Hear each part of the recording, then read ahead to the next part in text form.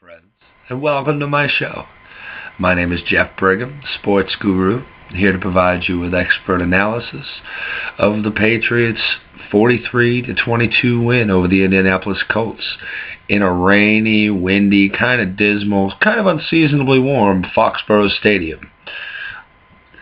Now, the story wasn't Tom Brady, although he, as most people didn't really see, it kind of got overlooked, became the first quarterback in postseason history to accumulate over 6,000 yards within a career. So congratulations, Tom. I know that kind of got overlooked by your stout running game. And Stephen Ridley, he put in work. He didn't fumble once, and he ran for a shade under 70 yards and 2 touchdowns. But LeGarrette Blount, Thunder, ran for 169 yards and 4 touchdowns. He became the first player in NFL history to rush for 4 touchdowns and over 150 yards in a postseason game. And it was start to finish. I mean, granted, the Colts have the 26th ranked run defense in the league.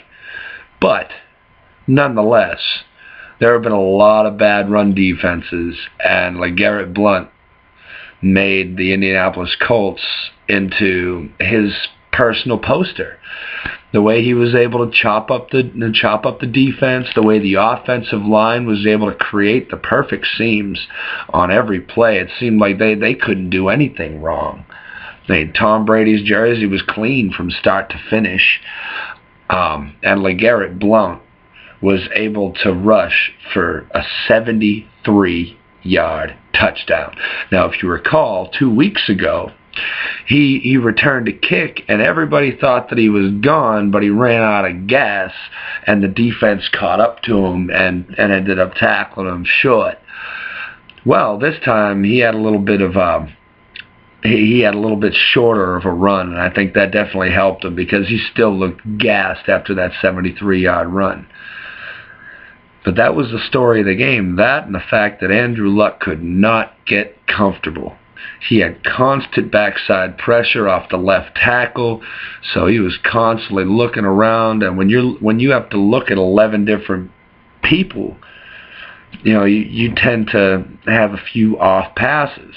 You tend to read routes wrong. And when you have your third, fourth string receiver out there and you don't quite click, that turns into a recipe for disaster. Andrew Luck threw 4 picks, 2 to defensive backs, 1 to a linebacker, and 1 to a defensive lineman. Now that's how that happens, and he couldn't get anything, whether it was down low, over the top. Aqib Talib had T.Y. Hilton's number, so he was completely ineffective. Darius Hayward-Bay was out, and you can only do so much with a gimpy Trent Richardson. I mean, they had no offense to speak of. They got 69 yards rushing total from the whole team, and Andrew Luck just looked like a deer in headlights at every snap. And when the running game was starting to take over for the Patriots and they were stacking 7, 8 in the box, Tom Brady saw the safeties give a little bit, and bam, you have a 58-yard pass to Danny Amendola down the middle.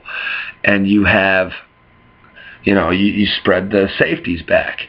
And then when you hit, as Phil Simms is really trying to coin him as Minitron, when you have Julian Edelman on these little dink and dunk 10, 15-yard passes, starts to spread out the linebackers. And it starts to make for more running lanes for a man, LeGarrette Blount. He's got Maurice Jones-Drew legs and Frank Gore shoulders, and he never falls backwards unless there's 5 guys in front of him. Otherwise, he's going to keep those legs churning and keep moving forward and just absolutely destroy people because he's finally following Bill Belichick's advice. Bill Belichick has been telling him all year that all you have to do is lower your pad height because you're 250 pounds and a shade under 6 feet. So if you lower your pad height, you get a lower center of gravity, you can bowl over a defensive lineman as if they're a cornerback. And that's pretty much how it went. And he said after the game, it's like, I started listening to Bill Belichick, and now I'm breaking tackles. Well, you probably should have done so a little bit sooner, started listening to arguably one of the top 3 head coaches of all time. Probably want to do that a little sooner, but the resume of LeGarrette Blount looks real good in the short term because in his last 3 games, he's had over 430 yards, and wait for it, 8 touchdowns in 3 games. This is the man to watch, and this was his coming out party. But all in all, the Colts look like a really good team that just need a couple of more pieces here and there. They can't keep throwing money at the Geico caveman and hope that he can lead a team all the way, because he's still just a second-year guy. He's still got to develop, and he was held to only 5 yards rushing.